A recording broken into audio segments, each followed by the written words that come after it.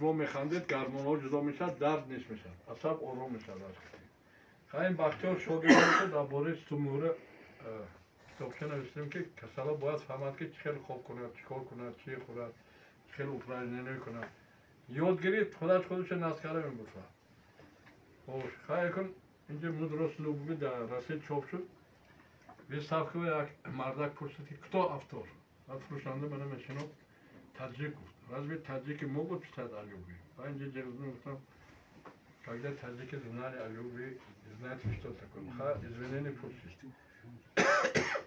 برای همین ما اساسات تشکیل کردیم از سال 2003 قانون درباره طب خلقی نوشتیم دو تا آدم دادیم قانون برآمد طب خلقی زنده شد حالی من طب خلقی پیدا شد دیگر کاراش افتاد من اولین کتابی که من نوشتم بود سکه و افسردگی شد طلبای واسطه‌ای تربیت جنسی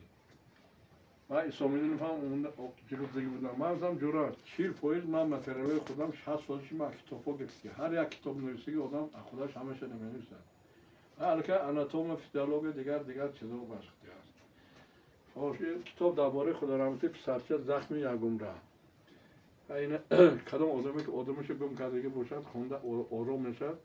چون هر چیز آدم خودش اداره کردن نمیتونه مثلا شوکوی ما اقربالا مرزش خودم ضرورم گفته آوردم خونه بعد دیگه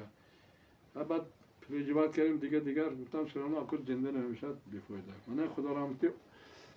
علوم فقهی ناشمانده عاقبت‌های آن نوشتیم اولین درباره جوروک مرادوف کتاب عالی مقام ما تشکیل کردیم در سستاویتی من بچه مختار خوجه با وقت فرهاد بود اینجا دوشنبه جنگ و جنجال بردیم تاشکند بود اونجا چاپ کردم من همون سیاز گردون من 2 تا تراکتور 7,500 خرید بودم در تاشکند اینجا میبیارم گفتم کتاب چاپ کردیم پول ازبکی نمیگیرد تاجیکی من گفتم نوشد 2 تا تراکتور دارم بارتر میکنیم 15,000 تیراژ کردی برادم $1 $15,000 سرش گفتم $5 میفروشم $3,000 کار میکنیم کتاب چاپ شد آوردیم پول اندکساسی شد جوروک مرادوف اونده 100 تاش گفتن $100 دادم پول خودش $1 میده وقتی مزایده شد ما اینه سمرقند رفتیم اینجا اونجا یک سال کتاب فروشی گفته من نویسندگی همین آدم خور افتاد میشد بابا میشد من کتابخانه پیشتر فردوسی بود چند تا اکادمیکه کتابخانه شرح حالی کدام مقالات چاپ شده بود در رسید چاپ شده کتاب شعرهای من خیلی سیدبران بکرم من اینجا